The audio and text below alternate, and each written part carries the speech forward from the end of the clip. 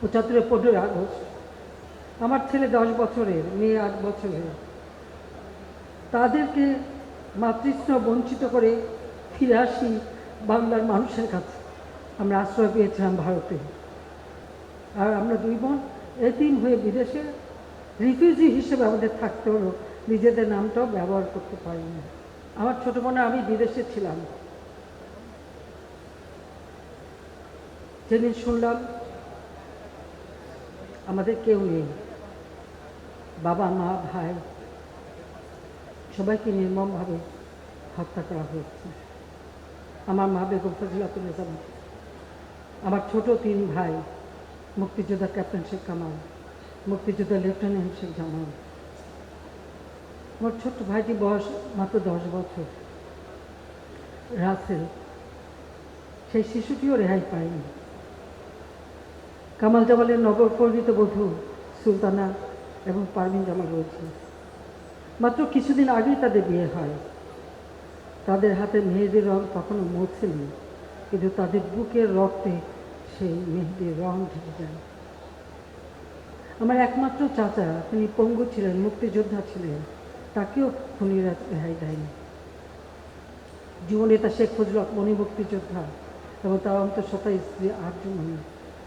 কৃষক নেতা আব্দুর রাব সানিয়াবাগ, তার 13 বছর মেয়ে বেবি, 10 বছর ছেলে আরিফ, 4 বছর নাতি সুকান্ত, তাদেরকেও নির্মমভাবে হত্যা করে গুলির আঘাতে। আমার ফুপু পঙ্গু ছিল, আমার 2 ফুফাতো বোন গুলিতে আহত ছিল, ফুফাতো ভাই গুলিতে আহত ছিল। আব্দুর রাব সানিয়াবাগ তিনিও একজন মুক্তিযোদ্ধা সংগঠক ছিলেন। এইভাবে 15 আগস্ট সমস্ত আপন জনকে হারায়। আমরা জানুয়ারিতে যখন আমরা আশ্রয় পেয়েছিলাম ভারতে, দেশে আসতে পারিনি, তখন জিয়াউর রহমান ক্ষমতায় অবৈধভাবে এসে ক্ষমতা দখল করেছে, আমাদের আসতে দেবে না।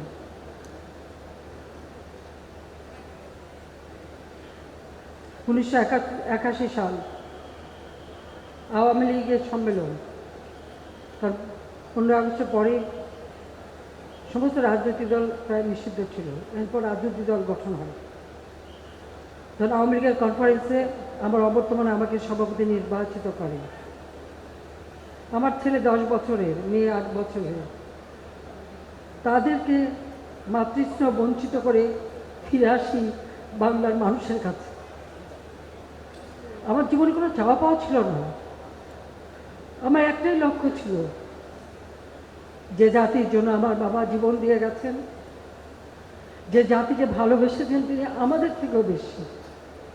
বছর পর বছর কারাগারে অসুস্থ থেকেছেন, সেবা করার লোক নেই, ওই কারাগারের খাবার, এটা একবার না বারবার। এমনকি আগরতলা ষড়যন্ত্র মামলা দিয়েও 1968 সালে যখন ক্যান্টনমেন্টে বন্দি রাখে, আমরা জানতেই পাইনি 4-5 মাস যে কোথায় আছেন, বেঁচে আছেন কি না। 81 সালে যখন 71 সালে যখন গ্রেপ্তার করে নিয়ে যায় পাকিস্তানে, প্রচণ্ড শীত, প্রচণ্ড গরম, সেই জেলখানার মধ্যে কী অবস্থায় ছিলেন।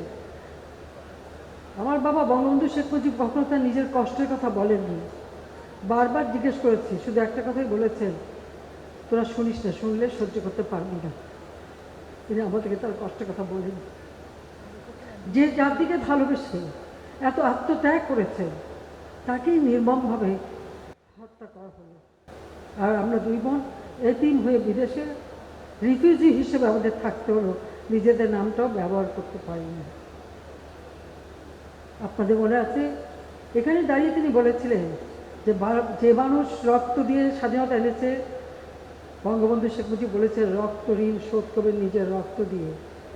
তিনি তো কিছু নিয়ে যাননি, কোনো কাফন দাফনও না, কিছুই নিয়ে যাননি। তিনি তার রক্ত ঋণ শোধ করে গেছেন। আমার বাবা প্রায় রবীন্দ্রনাথের এই কবিতাটা তিনি সবসময় উচ্চারণ করতেন। উদয়ের পথে শুনি কার বাণী, ভয় নাই ওগরে ভয় নাই, নিঃশেষে প্রাণ যে করিবে দান, ক্ষয় নাই তার ক্ষয় নাই। এই কথা উচ্চারণ করতেন, কত সত্য কথা।